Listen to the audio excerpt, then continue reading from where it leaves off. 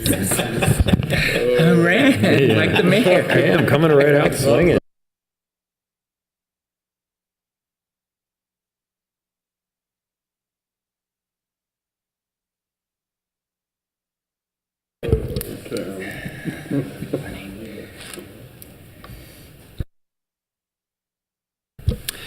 Good morning.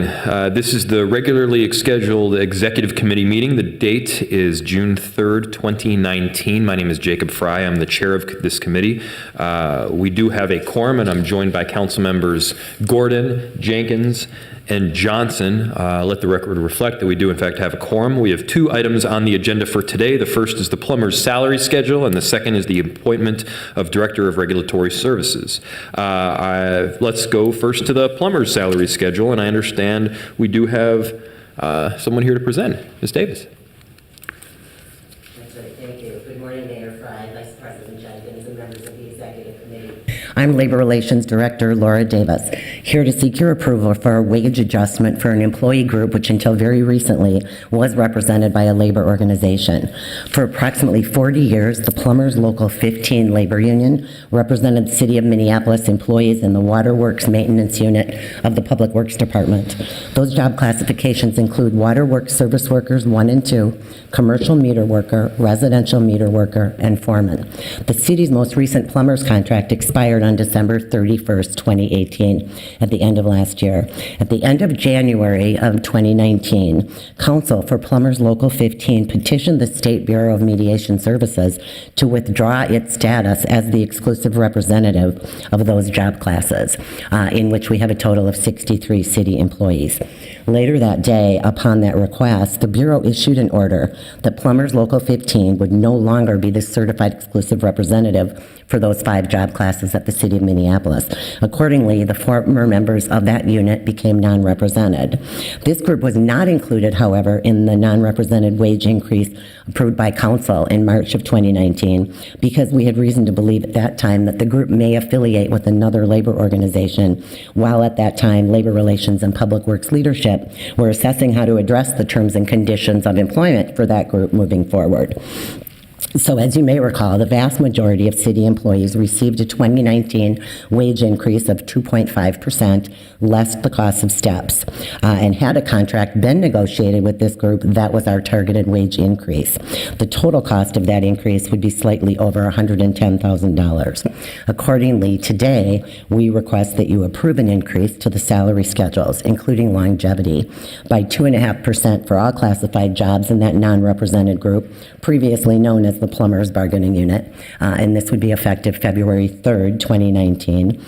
We request that you authorize step progression subject to satisfactory or better performance and refer the matter to the City Council. And with that, I'd be glad to respond to any questions you might have. Thank you, Ms. Davis. Are there any questions for staff about this salary schedule? No? Seeing no questions, I will go ahead and move this item forward. All those in approval say aye. Aye. All those opposed say no, and that item passes. Thank you. The second item is the appointment of Director of Regulatory Services, considering my nomination of Kim Keller to the appointed position of Director for a term ending January 1st, 2020, and referring the appointment to the City Council for the setting of a public hearing. I will go ahead and make the motion. There's no staff discussion on this particular piece, but I'll go ahead and make the motion. Is there any discussion from council members on this item? Councilman Vice President Jenkins. Thank you, Mr. Mayor. I just want to comment on this nomination. I'm really wanting, I really think that this position is a significant role in our commitment to tenant protections, affordable housing, really making sure that we are addressing this crisis that we have on our hand, and that is impacting almost every city in the country. And I'm not able to support this nomination today. It is not a personal situation. It really just reflects my own desire to really shake up this department and create some different changes. And so I just wanted to make that comment today. Thank you. Yes. Thank you, Council Vice President. Councilmember Johnson. Thank you, Mr. Mayor. I wanted to thank you for this appointment and extend my support publicly as well for Kim Keller on this role and to be permanently in this position. I know that she works extremely hard on a lot of issues across the division, across the department, and I've just been personally impressed by how she has managed to balance all the different competing roles, the level of detail that she gets into, and really the presence and care and concern she brings to issues. I know she's worked very closely with my office on helping, for instance, renters that were facing displacement and really turning over every stone and pursuing every option, because she very much so was able to empathize and understand the impact that it has on families. We've worked together on animal care and control issues that are always deeply emotional for people within the city, and she has worked very hard to communicate to the public, to be transparent on those issues. And we've worked together on issues of housing inspections and parking regulations and all sorts of things. And so I just really appreciate all of your work, Kim, over the years, and your attention to detail and how seriously you take things and the follow-up you bring. And I think that you will do a tremendous job continuing to run this department, and want to extend my support for you. Thank you for the comment, Councilmember Andrew Johnson. Councilmember Cam Gordon. Thank you. I'm going to support moving this forward for hearing to the council. And one of the things that I often look for with these appointments is how well we're doing at diversifying our department heads and even division heads, trying to track that as we're working for equity. And so I think we've made a step in a direction by having a woman take on this position. I don't know that we've ever had a female head of reg services since I've been here. Oh yeah, Nuria. Yeah, that's right. She had a time there. I'll support that. I did have one little question, and maybe the clerk could help me with. Communicating about this, we must have a rough idea when the public hearing might be and the committee that will go to. I know it has to go to the council, then the council has to refer it to a committee. The council could maybe set the public hearing when they refer it, and I'm assuming it would go to ED and RS. Do we have a date or a couple options just for us to tell people when the hearing might be?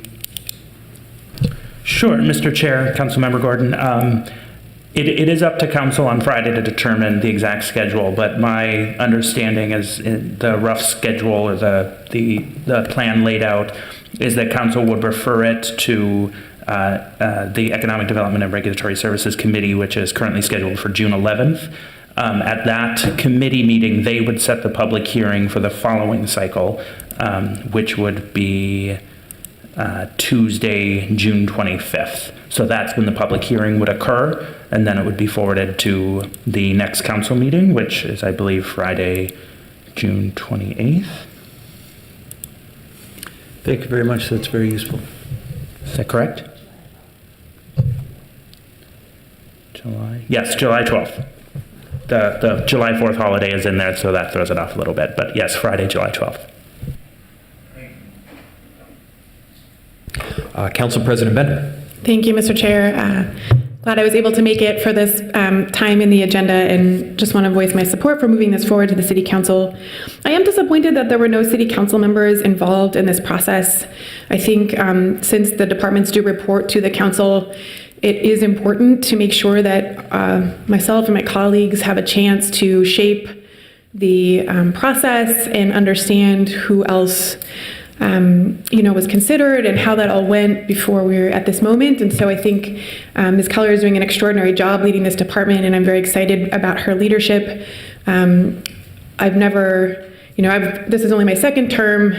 In the past, there have always been at least 2 council members involved in the process, either the president and a chair, or the chair and vice chair, or chairs of the committees. And I really think that that adds a lot of value for the council to be able to get to know the candidates and be involved again in deciding what skills and what kinds of qualities we want to have in our leadership of the department. So in the future, I do hope that council members will be able to be more involved in these kinds of decisions, but look forward to the hearing and hearing more from Ms. Keller and my colleagues about this important appointment. And I do think, as we look at our city's sort of looming housing crisis and all the things that we're doing to help renters and housing stability in our city, Regulatory Services is really leading some of the most important and valuable work. And I think these are not the headline grabbing things, but this is the day-to-day work of our departments that affect people's lives in our city. And I got a chance to speak with staff and heard, we've already prevented a number of evictions just from the Renter First policy that we've been working on, but that the interim director has really embraced and really worked to support the staff who are really leading with those values within the department. So I'm excited for the quality that Ms. Keller has been bringing to staff development and to really empowering leadership within the department. Thank you, Mr. Mayor. Thank you, Madam President. I am obviously very supportive of Ms. Keller, and we'll note that there were council members that was asked to participate, but they did not or chose not to towards the very end, and I fully agree that we should have a council participation going forward. Ms. Keller has handled several very difficult issues.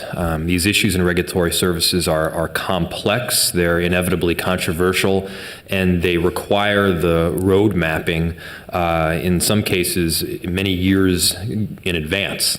And the strategy that Ms. Keller has put forward with respect to making sure that people don't get displaced, making sure that unscrupulous landlords are held accountable, and making sure that the overall work of just making sure that the trains in the city are running on time, figuratively speaking, has been really impressive. And especially over the last several months, seeing her leadership kind of come to fruition has solidified in my mind, in my view, that she is most definitely the right person for the job. So proud to put the name forward. Councilmember Gordon. Thanks. I'm disappointed that we didn't have a council member follow through to the end. I'd just like to note that in the future, there's some of us who might be willing to step in and pinch hit and play backup if that happens again in the future. Right? Services, for example, does report to the Housing Committee as well as to the Economic Development Committee. So keep us in mind if you get in a jam like that again. Councilmember, I'm in agreement. It was not my understanding that the council member would not be participating. So I think the motion has been made. All those in favor, please say aye. Aye. All those opposed, please say no. No. And that item passes. Seeing that there are no further items on the agenda, we are adjourned.